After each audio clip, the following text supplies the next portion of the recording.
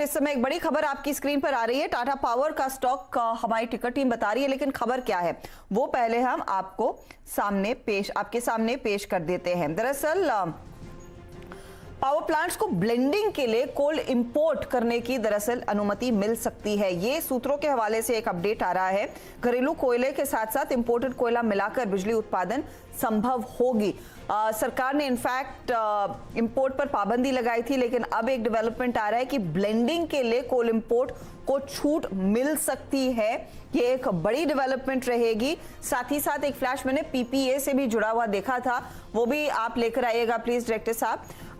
PPA यानी कि power purchase agreement. तो पीपीए के बावजूद एक्सचेंज में बिजली बेचने को छूट मिल सकती है, तो ये भी एक डेवलपमेंट है। अदानी पावर तो वैसे भी अपर सर्किट पर है, टाटा पावर पर नजरें होनी चाहिए, पावर स्पेस पर नजरें होनी चाहिए। लेकिन किस वजह से अब डेवलपमेंट आ रहा है? लक्ष्मण रॉय हमारी इकोनॉमिक पॉलिसी एडिटर दिल्ली से जुड़ गए हैं। लक्ष्मण, दो डेवलपमेंट्स है। सबसे पहले ये जो पावर प्लांट को ब्लेंडिंग के लिए कोल इंपोर्ट की अनुमति मिलेगी, ये डिटेल समझाइए। देखिए, दरअसल पिछले कई दिनों से जो कोल का संकट है, कोयले का संकट है, इस वजह से पावर सप्लाई में जो दिक्कत आ रही है, इसके लिए सरकार एक बड़ा कदम उठाने जा रही है।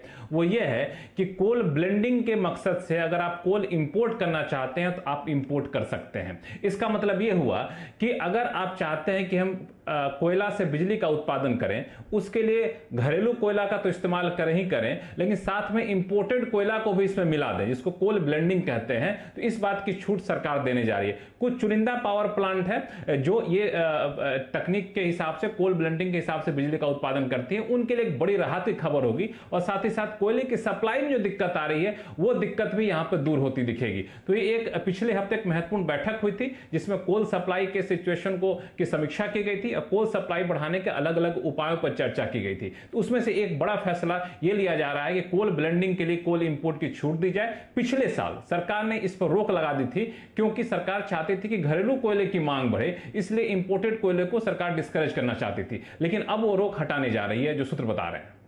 ओके, तो वो रोक हटाई जा रही है। इस समय क्राइसिस है। हमने कोल इंडिया की तरफ से भी डेटा आज देखा। कोल इंडिया कह रहा है कि पिछले 2 दिनों में वो पुश करने की कोशिश कर रहे हैं कोल की डिमांड के मद्देनजर ओवरऑल प्रोडक्शन को, और इस समय ब्लेंडेड कोल को इंपोर्ट करने, ब्लेंडिंग के लिए कोल को इंपोर्ट करने की इजाजत सरकार दे सकती है। टाटा पावर इस समय रैली कर रहा है, बहुत तगड़ी तेजी। लेकिन साथ ही ये पीपीए से भी जुड़ी हुई डेवलपमेंट, लक्ष्मण, जो आपके सूत्र आपको बता रहे हैं, ये समझाइए कि अब पीपीए अगर है तब भी एक्सचेंज पर आप पावर बेच पाएंगे? बिल्कुल, ये बहुत बड़ी खबर है और बहुत बड़ा कदम सरकार उठाने जा रही है, या फिर कहें सैद्धांतिक फैसला हो गया है। बहुत जल्द डायरेक्टिव इशू किया जाएगा। वो ये है कि अगर आपने किसी पावर डिस्ट्रीब्यूशन कंपनी के साथ पीपीए यानी पावर परचेज एग्रीमेंट कर रखा है, तब भी आप जो इंडियन एनर्जी एक्सचेंज है यानी पावर एक्सचेंज है, उस पे आप जाकर के अपनी बिजली बेच सकेंगे। अब तक इस पर रोक लगी हुई थी, और इसका ज्यादा खामियाजा जो हो रहा था वो टाटा पावर, टाटा यूएमपीपी, और इसके अलावा मैं एक नाम अभी देख रहा था, अदानी मुंद्रा, ये सब चाहते थे बेचना, लेकिन इस पर संभव नहीं हो पा रहा था, क्योंकि राज्यों के साथ इन्होंने पीपीए साइन कर रखा था।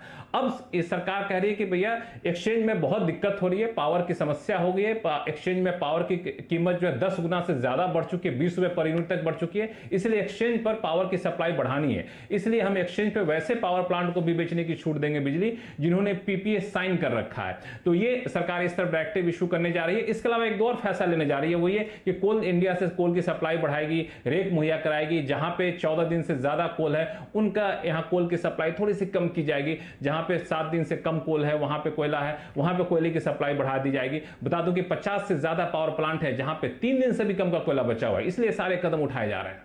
तो कोल इंडिया एक तरफ अपने प्रोडक्शन को पुश कर रहा है, दूसरी तरफ सरकार भी हरकत में आ रही है कि ब्लेंडिंग के लिए आप कोयला इंपोर्ट कर पाएंगे। सरकार ने पिछले साल ही इस पर रोक लगाई थी, लेकिन अब raw material in power plants के हाथ हो, पावर कंपनियों के हाथ हो, ताकि वो इलेक्ट्रिसिटी जनरेट कर सके। टाटा पावर का स्टॉक सीधा भागा है 2% ऊपर। गावा साहब, स्टॉक ऑफ द आवर है ये, करीब 131 के लेवल्स पर ट्रेड कर रहा है। एक ट्रेड दीजिए फटाफट, खरीदारी तो बनती है इसमें।